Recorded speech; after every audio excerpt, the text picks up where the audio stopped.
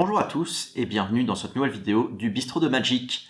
Aujourd'hui, nous allons commenter les dernières annonces qui ont été faites quant à la nouvelle édition qui sortira en février sur Tous Phyrexians.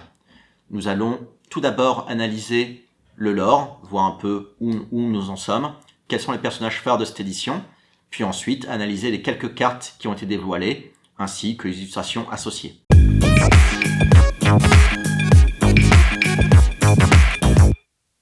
Revenons-en à l'histoire du coup récente de Magic avec les éditions Dominaria Unie et la guerre fratricide, où le plan semblait d'utiliser le Silex, que ce soit celui de Karn ou celui d'Urza, pour contrer la menace phyrexiane qui s'étend dans le multivers. Ces deux plans ont échoué, les Planeswalkers semblent avoir subi une lourde défaite sur Dominaria, Teferi est resté bloqué dans le passé, et il semble que la dernière solution soit de mener une contre-attaque désespérée contre la nouvelle Phyrexia, avec une petite équipe de Planeswalkers menée par Kaya. Les membres de cette équipe sont assez hétérogènes, car on a une bonne partie de Planeswalkers historiques que l'on connaît depuis très longtemps, à savoir Jace, Vraska, Nahiri, Kot, Nissa et Kaya. Et également des Planeswalkers plus récents, qu'on connaît depuis très peu de temps, à savoir Kaito, l'Impératrice, Tivarkel et Lucas. Ils seront appuyés dans cette mission par les restes de la résistance Mirran. Et en face, on a le camp adverse avec les Phyrexians, dirigés par Elesh Norn, et également quelques autochtones Mirran, mais qui n'ont pas suivi le même chemin que les résistants. Il y aura donc du sang, des larmes et beaucoup d'huile. Voilà ce que nous avons à dire en ce qui concerne le lore. On va maintenant parler des cartes et des styles de cartes qui ont été dévoilés. Et une fois n'est pas coutume, nous avons beaucoup de versions pour chaque carte, disponibles dans différents produits. Avant cela, faisons une petite parenthèse pour discuter des capacités qui ont été dévoilées. Qui dit retour sur Nouvelle Phyrexia dit retour des marqueurs poison, qui était une mécanique très populaire du premier set Nouvelle Phyrexia, avec la capacité toxique, qui ressemble beaucoup à Infect, en quand même un peu nerfé. Avec cela, on a également le retour de la prolifération, qui fonctionne très bien avec la marqueur poison, et une nouvelle capacité qui s'appelle Corrompu, qui va permettre en fait de bénéficier d'effets en fonction des marqueurs poison de votre adversaire. On a également une mécanique autour des marqueurs huile, qui fonctionnera donc extrêmement bien également avec prolifération, et également le retour de la capacité pour les Planeswalkers parachevés, qui va vous permettre du coup de payer vos Planeswalkers avec du mana Phyrexian, en payant du coup 2 points de vie, et du coup ces Planeswalkers arriveront avec moins de marqueurs loyauté. On sait donc, grâce à cette capacité, que certains Planeswalkers de notre petite équipe seront corrompus, et a priori, dans cette catégorie-là, on a déjà de confirmer Jace, Nissa et Vraska. On peut essayer de deviner qui seront les probables deux autres, parce que je pense qu'on aura 5 non corrompus et 5 corrompus. Je pense que Nahiri et Kaito pourraient être les deux derniers corrompus. Revenons maintenant aux différentes versions des cartes, et pour cela, je vais être assisté par Elesh Norn en personne, présente en 6 versions différentes.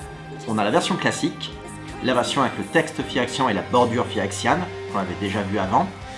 On a également des versions manga sans bordure, et ensuite des noms qui sont un peu comme des noms de parfums, genre le Sani sans bordure, le Nappe de pétrole et le Praetor Concept.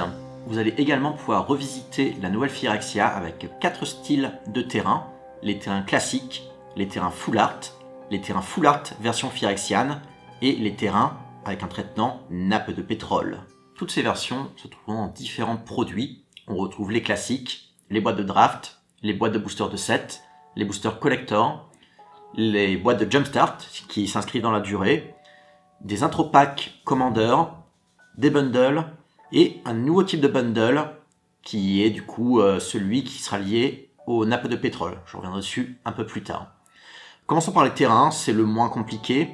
Les terrains illustration classiques ne se trouveront que dans le bundle classique, les intro packs commander et les boosters jumpstart. Les autres versions du coup full art, que ce soit full art classique ou full art Phyrexian, seront dans les autres types de boosters.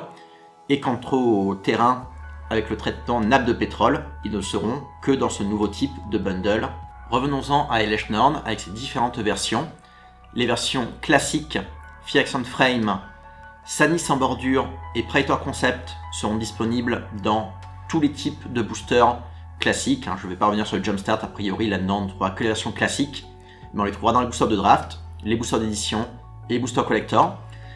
Le traitement manga sans bordure sera exclusif au collector. Quant au traitement nappe de pétrole, il sera, tout comme les terrains, exclusif au nouveau bundle qui sortira environ un mois après les avant-premières. On retrouvera également les classiques Art Extended qui seront exclusifs au collector et également le Secret Lair Street Factor qui était un crossover qui va rejoindre les cartes de la liste et qui seront donc disponibles dans les boosters d'édition. Nous aurons également 3 nouveaux Secret Lair qui seront probablement dévoilés en janvier. Pour l'instant, on n'a pas beaucoup d'autres informations à ce sujet, si ce n'est qu'ils seront liés à l'édition. Nous avons également la suite de la liste des promos pour les 30 ans qui seront distribués lors des événements autour de cette nouvelle édition. Je pense que ça commencera à être distribué aux avant-premières dans votre boutique et ensuite lors des divers événements qui sont organisés dans votre boutique avec Core Even, Vindicate en italien, Exalted Angel et Temple of the False God. En conclusion, il est maintenant temps de vous livrer notre avis sur cette première aperçu de tous Phyrexian. On retrouve la pléthore de produits auxquels nous sommes maintenant habitués, mais par contre, voilà, l'univers semble vraiment très sympa dans la digne lignée de Nouvelle Phyrexia que j'avais beaucoup apprécié à l'époque. On a des illustrations de très haut niveau, avec notamment une version manga où du coup Wizard a recruté quelques mangaka de renom.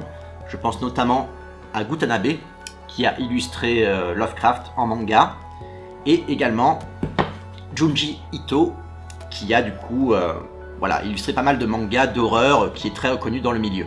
À l'heure actuelle, nous connaissons beaucoup trop peu de cartes de l'édition et du coup nous vous donnerons notre avis sur la jouabilité de l'édition dans une prochaine vidéo.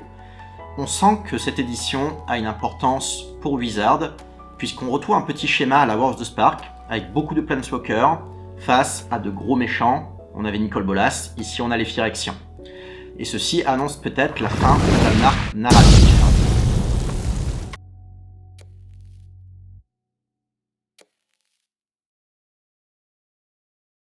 C'est la fin de cette vidéo. Le Bistro Magic va prendre une petite pause pour les fêtes de fin d'année. On a besoin d'un peu récupérer, ou pas. Mais on vous souhaite en tout cas d'excellentes fêtes de fin d'année. À très bientôt.